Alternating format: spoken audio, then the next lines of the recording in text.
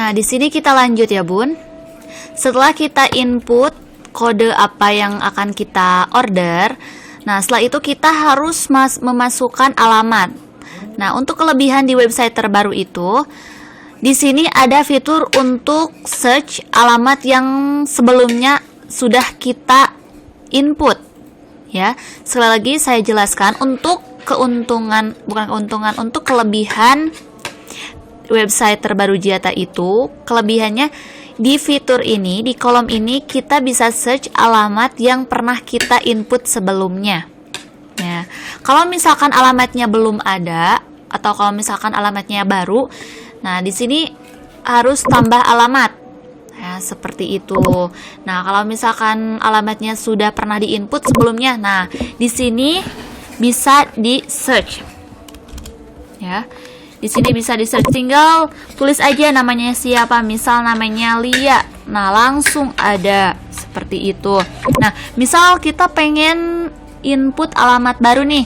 Nah, tinggal pilih alamat, tambah alamat, terus namanya siapa. Misal saya mau input namanya Oki.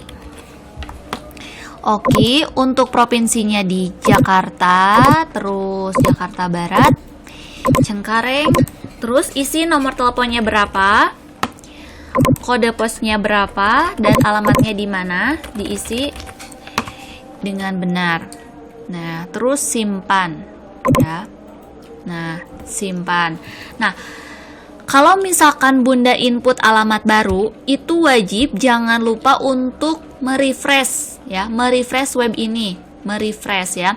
Sekali lagi saya tekankan, kalau misalkan Bunda input alamat baru, nah, harus wajib refresh. Karena apa?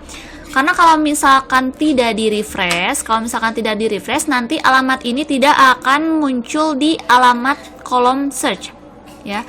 Terus kalau misalkan tidak di-refresh, itu alamatnya akan bermasalah. Nanti akan bermasalah di inputannya Bunda, di orderannya Bunda. Nanti akan bermasalah. Jadi sangat diwanti-wanti sekali Bunda jangan sampai lupa untuk merefresh apabila Bunda telah memasukkan alamat terbaru. Ya, ini saya refresh. Nah, ini Nia. Tadi saya memasukkan Oki ya. Nah, karena itu kalau misalkan tadi Bunda tidak merefresh, nanti yang ke check outnya itu namanya akan Nia, bukan Oki. Maka dari itu kita harus merefresh dulu untuk memasukkan lagi alamatnya yang Oki. Nah, kita search Oki. Oki. Nah, sudah ada. Tinggal klik. Setelah itu, kita pilih ekspedisinya. Pilih ekspedisi apa. Nah, untuk ekspedisi itu harus sesuai dengan Bunda memilih ekspedisi apa yang dipakai. Misal JNE atau JNT, Wana, dan lain-lain. Nah, di sini juga jangan lupa kalau misalkan Bunda order beberapa produk, terus misalkan diskonnya sama, terus alamatnya juga sama, itu diharuskan untuk menginput satu invoice. Karena apa? Nanti karena akan memperbanyak invoice yang sebenarnya alamatnya sama, diskonnya juga sama. Jadi kalau misalkan alamat sama, diskon sama, mending di satu invoice kan gitu. Nah, di sini kita pilih ekspedisinya apa. Nah, untuk fitur terbaru di web Jiyata itu kelebihannya kalau misalkan ekspedisinya kita memilih yang tidak ada di sini. Nah, misal Bunda pilih Indah Kargo. Kalau misalkan Indah Kargo kan tidak ada di sini ya, Bun. Nah, maka dari itu kita pilih fitur lainnya. Klik lainnya, terus tulis ekspedisinya apa. Misal Indah Kargo. Terus untuk ongkirnya berapa? Misal saya kasih ongkir 70.000. Terus simpan. Nah, setelah disimpan itu akan muncul di sini Indah Kargo 70.000. Nah, kalau misalkan Bunda sebagai dropshipper itu tinggal pilih centang di sini, terus nama Bunda siapa sebagai dropshipper, misal Nani. Terus nomor teleponnya berapa, isi. Nah, setelah itu Bunda pilih menu pembayaran. Nah, di sini untuk pembayaran Bunda harus sesuai dengan Bunda itu transfer ke bank apa. Jangan sampai Bunda transfer ke Bank Mandiri, tapi di sini Bunda pilih option ke Bank BCA. Itu jangan sampai. Jadi harus sesuai dengan Bunda transfer ke bank apa, gitu kan. Jadi harus sangat teliti, hati-hati, gitu. Nah, di sini ada Bank Mandiri, Bank Niaga, BCA, BNI, BRI, dan dompet. Nah, untuk dompet itu harus diisi, ya Bun. Untuk dompet itu harus diisi. Contohnya gini, seperti ini. Kalau misalkan dompetnya 0 perak, atau kalau misalkan dompetnya diisi 10.000 nih, dompetnya tinggal 10.000, terus orderan Bunda itu mencapai 70.000, otomatis kan hutang ya. Nah, misal di check out nih, otomatis kan kurang ya dompetnya. Nah, di check out itu tidak akan ke submit, Bun, karena saldo Anda tidak mencukupi. Nah, maka dari itu untuk dompet itu harus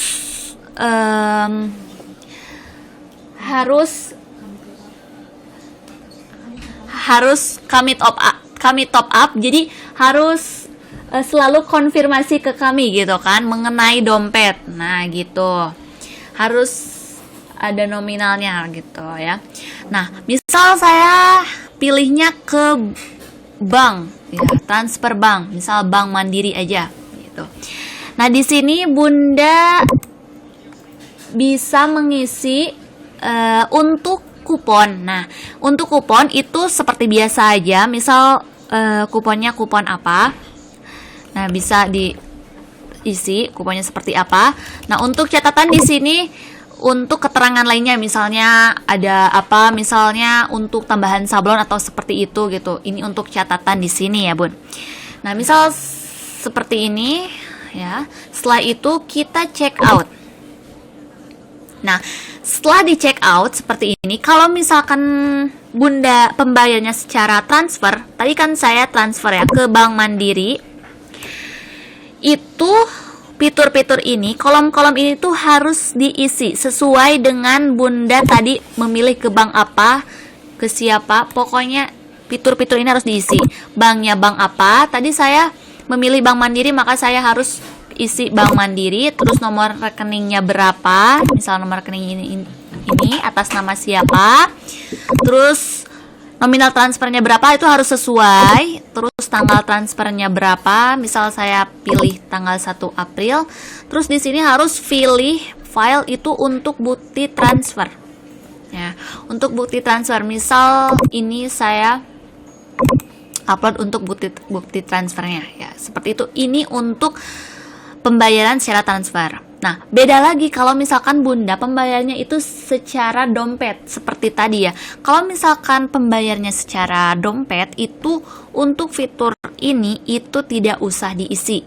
Ya, jadi cukup sampai tadi check out. Jadi untuk fitur-fitur ini tinggal dilewati aja, tidak usah diisi. Kalau misalkan pembayarannya secara dompet. Jadi jangan lupa kalau misalkan pembayarannya secara transfer, ini itu harus diisi. Tapi kalau misalkan pembayarannya secara dompet itu tidak usah diisi gitu. Ini kan tadi saya pembayarannya secara transfer, maka saya harus konfirmasi.